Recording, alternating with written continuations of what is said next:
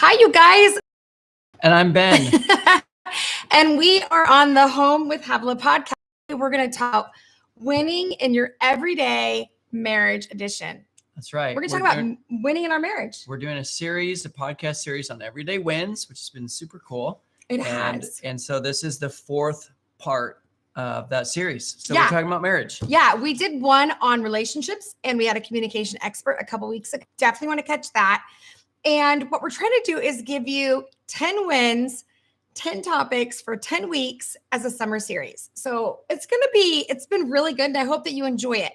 Listen, if you don't want to miss any of these episodes, I recommend that you subscribe to the Home with Havilah podcast on iTunes or on SoundCloud, anywhere that podcasts are, Spotify. Yep, wherever you get your podcasts. Yeah. Make sure you get that notification. I think that iTunes has changed recently how they subscribe. So we used to be automatically subscribed to certain things. And now the following is somewhere else. So go back into this specific podcast and make sure that you're following it and subscribing to it. It's changed a little bit and it's unsubscribed some of us to some of these podcasts. So we hope that you enjoy it. And if you are watching this on YouTube and you want more of that, let us know, because we're going to start doing more of these video broadcasting live and or just more YouTube content. So, yeah. All right. Well, it's live. You can see our faces on YouTube. That's right. That's right. Okay. So we're talking about marriage. Yes. And so we've been married for... It's going to be 17 years this Is it really? fall in October. 17 years. That's kind of wild if you think about it. That is wild. Yeah. I know. I'm still waiting for that. When is that time when we will be married longer than we haven't been married? And I'll hit that sooner than you will. Do you mean like 23 years? Well, you got married when you were how old? 27, 26, yeah. So yeah, we'd have to hit, I guess, 27 years. I think I was 27 when I got married. Turning 28. You slipped in there. You were 26, you just turned 27. But for me, I guess it's 24. So I'll hit it faster. Yeah. That makes more sense. If you can see us, make sure you type yes or hey in the comment. We know that you can see this and that this is being streamed to YouTube.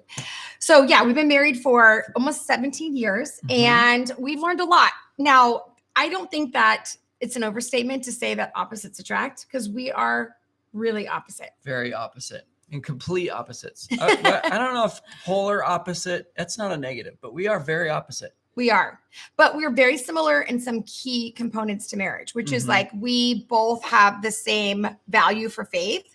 We both have the same value for morality, for our life choices, I think. Yeah, our values, our convictions, our beliefs, strong belief, in terms of like core beliefs, how we live life, how our direction in life is headed the same way. Yeah. Which is clearly important. We also have the same sense of humor.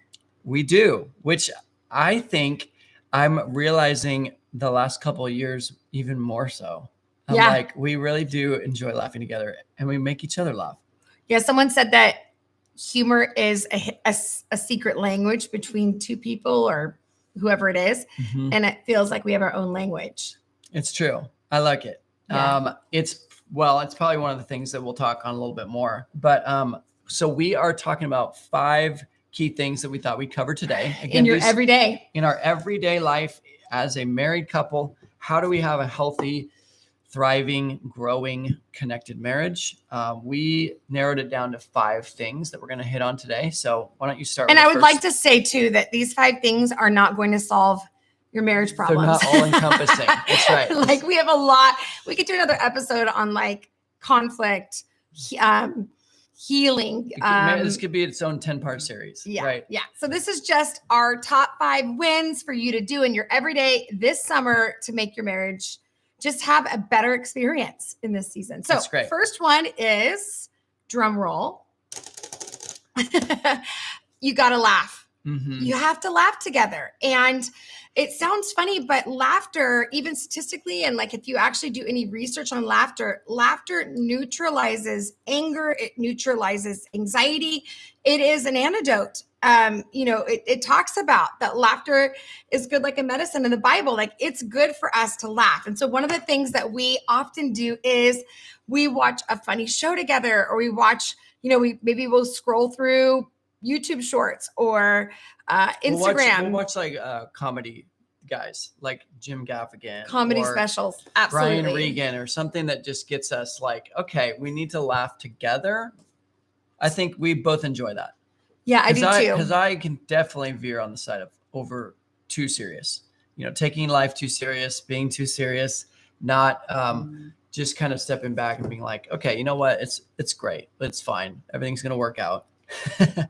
So what else would you say? We also talked about play in here as well. Yeah, planning to play. So something for me was I can be serious and I can work really hard, but if there's no outcome at the end of it, then it just feels like I'm working. And I'm a good worker and I produce a lot and I do a lot of things, but the joy goes away. And when the joy and the fun goes away, so does the playful, flirting, the sexy part of your marriage. It just feels like you're now business partners and it's transactional. So for us, at least, I needed times to like know, okay, we're going on vacation, which means I get to lay in the sun and go out to eat and get dressed up for like date nights and just have a minute to just relax and enjoy ourselves.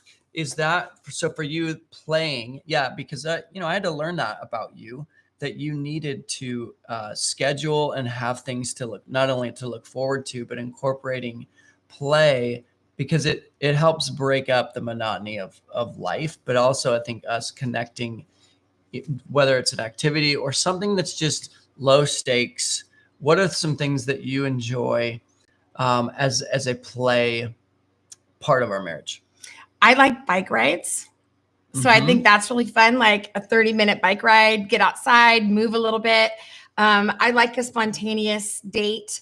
I even like you, if you'll go with me to Target and walk around with a cup of coffee. I just want to be together for a little bit. I want to not just be, I'll even sit at a movie. Like I love watching it in a movie and just holding your hand and just getting a minute to just not take everything so seriously and enjoy. So I think playing is really important. I also think you have to plan it. So for me, like you are a workaholic. Like you could work every day, all day and never think about play. Yeah, because I'm very just conveyor belt for sure, where I can just like, okay, I'm just doing my thing. I'm in the moment. And then, I guess we haven't done anything for weeks. And one of the things we did when we were dating is we played a lot. Yeah. When you're dating, you plan to play. Our first date was at a Giants game and we went to Hawaii and Mexico with family. And we always were planning something fun. And then when you get married, you tend to never plan those things, or it just feels like it's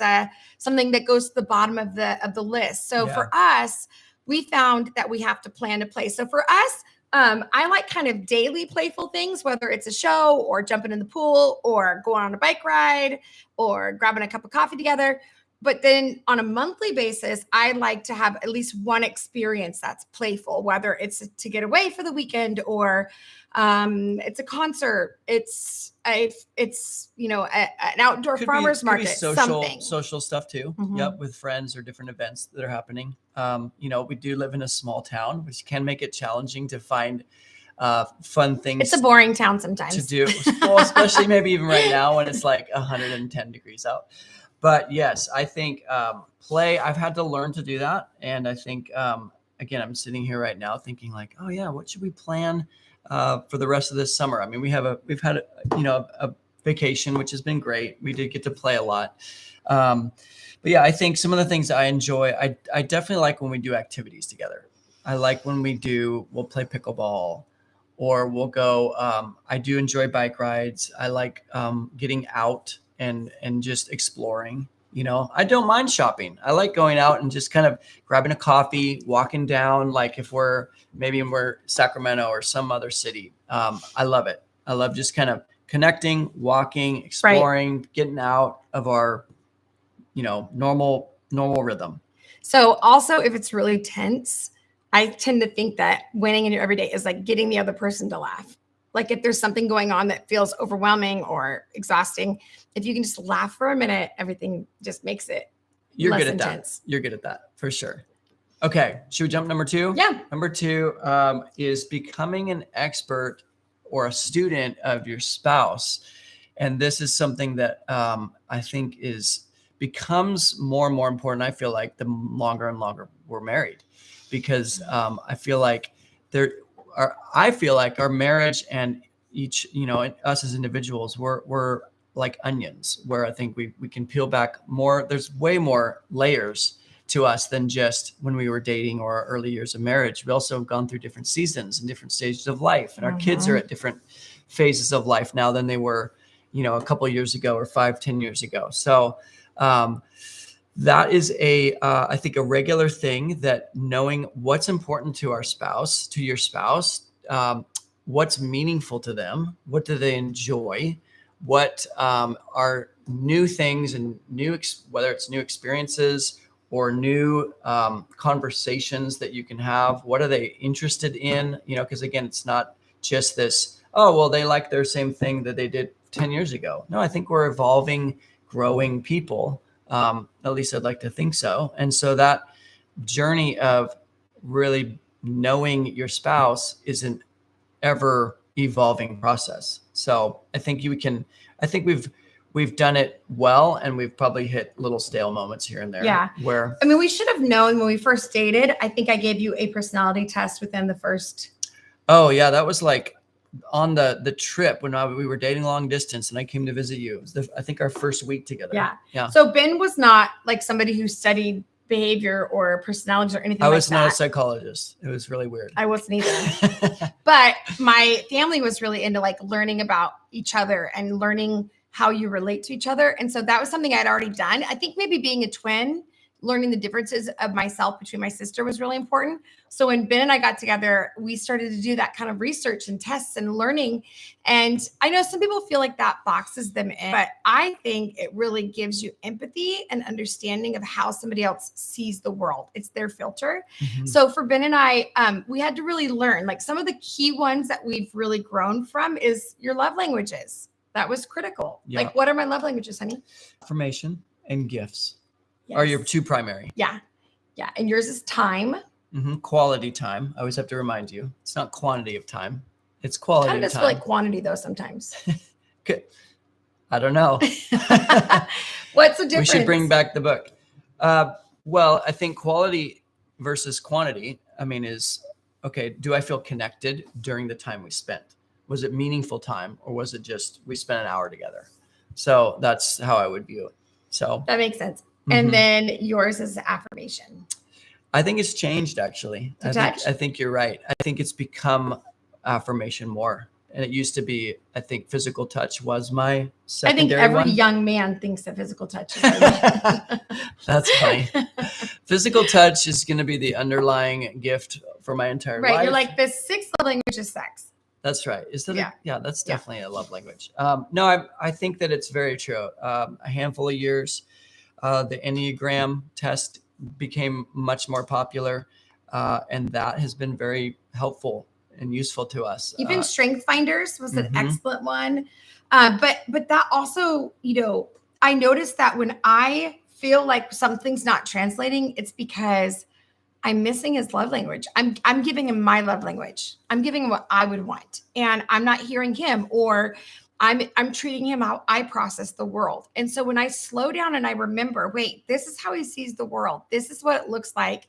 I tend to do better. So for him, like really connecting with him at least 1 minute in the day really matters to him. Me coming down and instead of just going through my day, giving him a hug, kissing him and saying, I see, like basically good morning. And he needs that. Or when he enters or exits a room, he really needs that connection moment that I don't always need, but he really needs that. So that's his love language, as much as mine is like, he brings me coffee in the morning and he does certain things that I really love and feel taken care of. No, I think that's true. I think it's well, maybe we should move on to the next one. I know we're trying to keep these a little more shorter format. Okay. Number 3, consistent connection time. And I think that, well, it's interesting that you wrote it that way, because I would view it as like like at least one genuine, authentic connection moment. Is that how you would look at it? Yeah, like, which is the quality part, I guess, versus we just spent time together, or we connected. So what is your like go-to way that you do that with me? That I initiate connection with you. I think it's because I know what it is, but I'm curious, like what you do. What's your go-to? My go-to is, my default is probably like serving you in some way, in terms of to show you, hey, I want to take care of you. But I'm not acts of service. No, I know. That I know. could make it more complicated. But I do try to, if I want to make sure that I am either connecting with you and communicating that, I'm going to say something to you that helps you. I hope it helps you feel known and understood, and that that I'm with you and you're enough. How do you do that? How do I do that? Well, I will point out something in the day, or I will But say, how? What do you mean how? How do you communicate that? Well, physical touch. No, you I don't send know me where a you- text message almost every day. Oh my gosh. Remember, Okay, I'm your wife. What's the But- what's the you s- communication medium that I do? yeah, you Okay. send me a text almost every day, usually if we're not together. And That's you'll true. say, I love did you, or yesterday. I'm grateful. Yeah, I said I was it's your thinking about go-to. you. And it's really amazing because I would not have thought that a text message would be enough or would matter. But I now love that. Like when I get a text, I'm like, it makes me feel like a woman, and it makes me feel like I'm your wife and I'm not just part of your day. Like I know you're interrupting your day to send me something. Yeah. What would you say and you've learned to enjoy that, or you didn't know you would enjoy that? Would you think it would be another type of connection? Yeah, I think I would have dismissed that as not a big deal. But through consistency and you doing that over and over and over, I think it's made me feel seen. And it's almost like we could be doing life, and an hour later I get a text that treats me like a woman and is feminine and to me and sees me just as a woman, as your girl, not wife, mom, coworker. Yeah. So a text message. Very cool. I love that. I don't know if I knew that meant so much to you until this very moment. So I'm glad we're doing this podcast. Yeah. And then I would say also, like, we usually go for a walk, or at least try to say, like, you want to go for a walk together or something, but it's that consistency of doing it together every day, having a minute where it's like either we sit and have a cup of coffee or we go for a walk, just something where you ground your relationship for that day. And it could be just a simple 5 minutes before everyone goes out the door, but it's just how you doing? What do you need today? What's in front of you? That's been really critical in our marriage. And that's how we win every day, is we literally take 5 minutes and say, here's what I'm doing today. Here's what will make a great day. Here's what I'm nervous about. Here's where I if you can help me do this. And we communicate what the day needs for it to feel like we're together. We're a team rather than passing ships in the night. Well, I also think it's helped me at least establish smaller moments of honesty and vulnerability, of just like, okay, hey, it doesn't have to be this, 30 minutes, or an intense conversation, but like, okay, just stop and think for a second. How am I doing? Share that with her. Am I struggling with something, or am I, just stuck in any ways, and letting her into that. I did that today before this. I was sharing with you something about the boys and being a parent and some of the struggles with that. So I think that's been really helpful for sure. Yeah. Okay. Number 4, I don't quite know what this means. Once a day, or is it this? It was that. So what I meant was like to consistently connect, but I would say like once a day. And that's really kind of what we were saying, which is like we connect once a day. We do one thing. Okay. Or we like, one thing that's been a huge success is a date night for us, and having that in some way, some form. But also I would say not forcing things, I think, is really important in a marriage. Like to win your every day, like I check in once a day, but I don't check in all day. And I feel like that's really important too in a marriage, is no one's going to have a good day all day. No one's going to have the right response all day. No one's going to be okay. And so I feel like you check in, you see what it's going to take, but you don't own their experience in their everyday. That's really important. Yeah. And one of the things we've had to work on in our marriage is you being okay with me not being okay. Yeah. And that is like really hard for you in our marriage? And for me, it's hard because I'm an Enneagram 7 and I grew up in a home that was very focused on behavior and expression of that behavior that aligns with our core values, which is awesome, but it doesn't really leave a lot of room for negative emotion or negative choices or negative, and I say negative, I just simply mean counter, differing opinions, choices, feelings than the whole. And I feel like that's something we've had to really work toward, because when I get upset, not okay, and I'm not blaming him, I think Ben gets very focused on making sure I'm okay to almost obsessing about, am I okay? And then it deflects from, you're actually not going to solve this for me. I have to solve this myself and I have to figure this out. And I need that space to do that. Yeah. Or it's just allowing you to feel what you're feeling and have the space and time to not have to solve it right now. I think, as a man, I want to help. I want to be, okay, what can I do? What can I do to help? Of course, I want you to feel better, but ultimately it's from that fixer. I want to fix it. But is it fixing me, or is it it reflects what you're feeling? Yeah, I think it is also a challenge for me to, because it's the environment has changed and you're not your like normal happy self. And that is, I think I feel some sort of pressure to help with that. And it definitely is. There's a level of, I guess I want this to be over rather than saying, hey, you are going to get through this. We're going to figure it out. Or I will give her space to figure it out and feel what she's feeling. And if she wants to let me in more later, then great. But I'm not going to try to solve it so that I feel better. So we will have to work on that. Okay. Last but not least, intimacy. That's a core thing. I just leave it blank, just sit here. Into me, you see. Tell me about intimacy.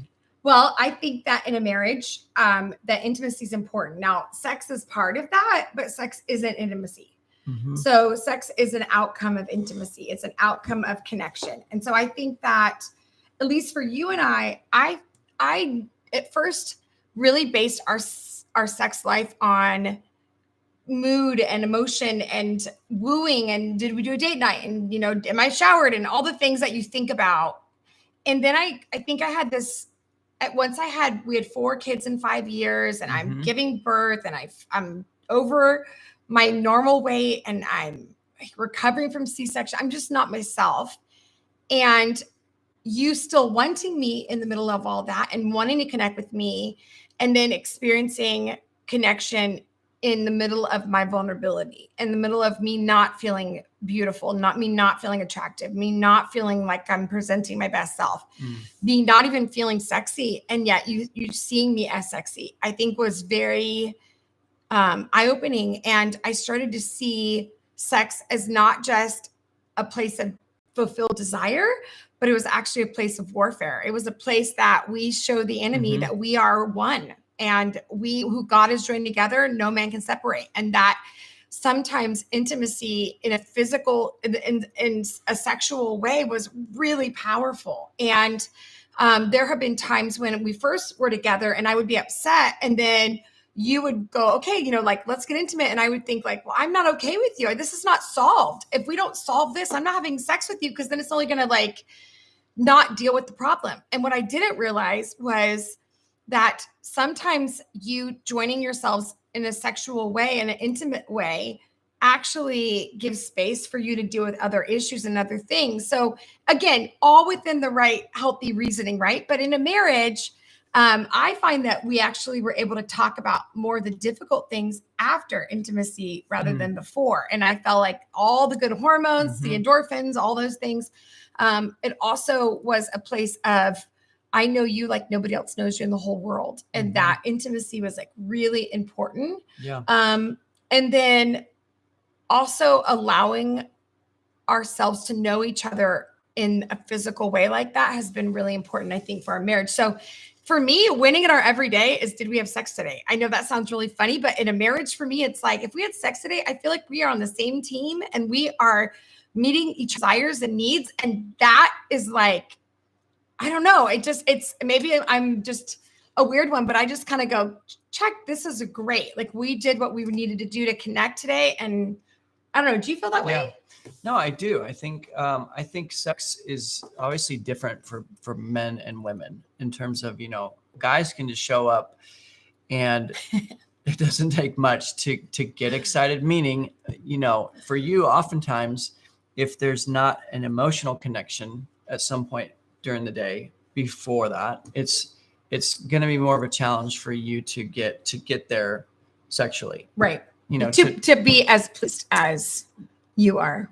Yes, but which also equates to like a fulfilled sex life. Because sex isn't about connection. It's not just the end act, result. Yeah. It's the whole foreplay beforehand. Yeah. I think that, again, that there's no formula to that in terms of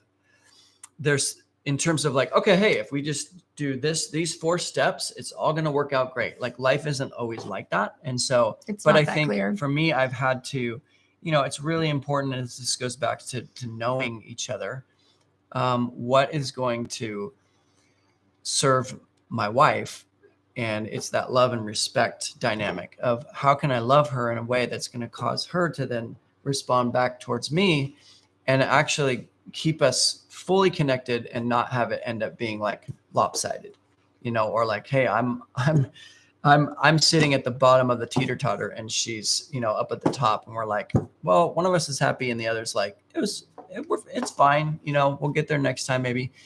So I think intimacy's very, very important. I think it's interesting. I was going to ask you, so do you feel like with actually having sex, has that experience changed for you? Like the act of sex and you feeling like, oh, we're connected intimately. I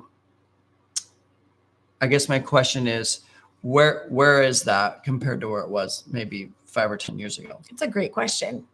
I mean, I feel like as a married person of 16 years, I think our sex life has gotten better and better and better. And I think part of that is that we have history now. We know what we both enjoy. We both know what we don't want to do. And I think that when you build trust, that the bedroom is a safe place and it's a safe place to explore and to see each other in a way that nobody else sees each other. And it's a place to play. It's a place to take risks together. I feel like that over time, that trust allows me to know that you're not going to do something I don't want to do, or you're not going to take me down a road that I'm like, I don't think I want to do that. Or you're not going to require me to do something or show up in a way that I'm not ready to show up as. So to me, that trust, like I think as a young woman and as a non-married woman, I think I viewed sex as this moment, right? This like climactic moment of intercourse. And that's what it is. Now, as a married woman for almost over a decade and a half, right? Mm-hmm.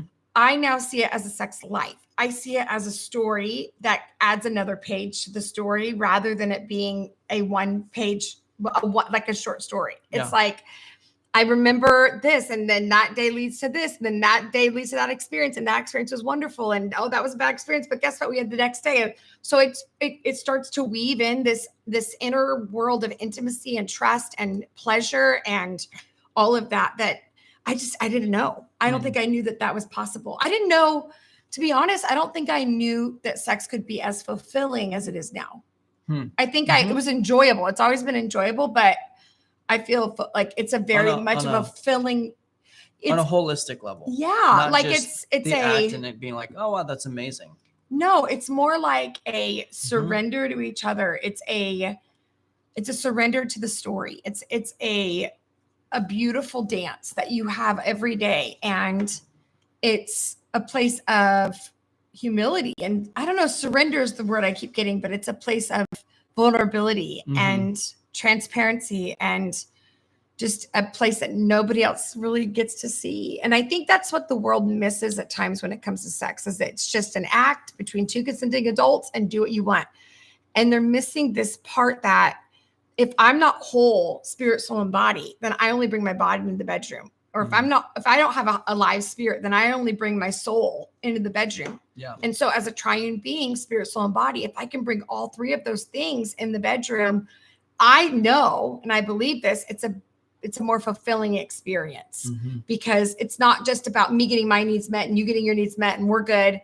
It's a give and take of how can I make you have the best experience and how can I communicate what I need without being embarrassed or ashamed or, morphing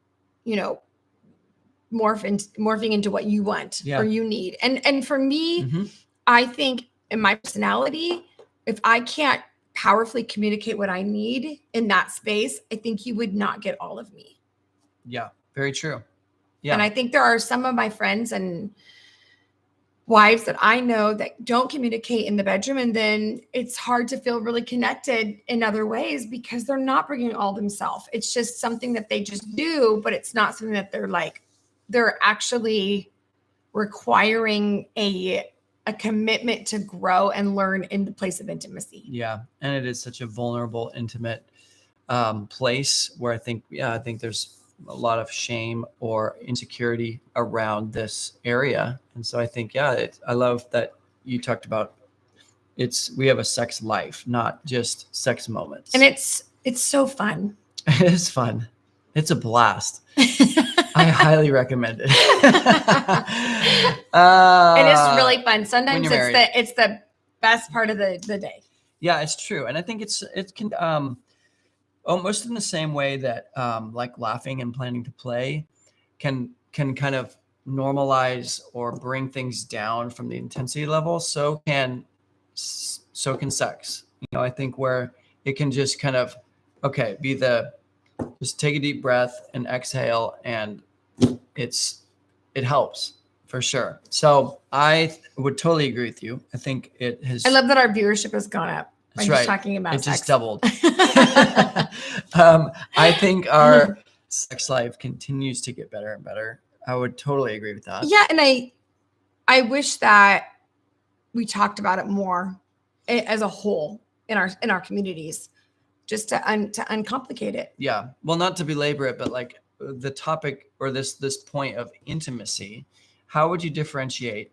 Or like, where does sex fit into intimacy? Because obviously, like you started out with, sex is not intimacy. It's a part of it. Right. But what would you say the other components of intimacy are? I feel like intimacy is about me showing you me, the good, the bad, the ugly, the beautiful, all of that, and you accepting that part and going, it doesn't mean that it's like, I love every part of that. And that's everything I've ever wanted. It's not glamorizing it, but it's saying like, I see you and I love you even still, even with your flaws, even with so intimacy is that, like sometimes we've had the most heart-wrenching conversations and things. And then when you add sex into that, it's a place of tears and connection and something that you would never get. It's a healing act that you would never get outside. And I just don't think the world communicates it like that. Yeah, very true. Well, this has been fun. It has. I feel like it should have been called Winning in Your Everyday Sex. It's true. We went a little long on that one, which I'm okay with. Well, we can come back to that. And I'm sure we'll have more conversations on marriage because, our marriage has, I think, had multiple seasons and almost like different lives. Yeah. I feel like. Yeah, me too. Different lives. marriages. Yeah. Okay, guys, let's just review really quick. So again, number 1, make sure you plan to play, you laugh every day. Number 2, become an expert in each other. Take the test, learn each other's love languages. Number 3, consistently connect at least one time a day where you actually intentionally do something that says, I see you, I love you. Yep. And then obviously really value your intimacy and connect in that way. And I would say try to figure it out. So some of you have a great marriage and great connection, but your sex life isn't really there. And if that's your choice and you both have agreed, then that's fine. There are sexless marriages, and that's not non-biblical and that's not wrong. I mean, if that's what you've chosen to have. But if you want a sex-filled marriage and you want that to be enjoyable, sometimes you need input from the outside. So get it, read your books, go to a faith-based, sex therapist, somebody in your life that you can really learn to grow that aspect of your life. And if nothing else, prioritize your marriage, because your marriage, if you prioritize each other, that's what your kids learn. That's what the people around you learn. And it's the safest place to build a healthy life. No, it's true. Completely. I completely agree. Thank you. Okay. Well, that does it for today's episode. Thank you so much for listening and tuning in. Any final thoughts? That's it. We'll see you next time. Next time, part 5 of our Everyday Wins summer series. Bye. Bye.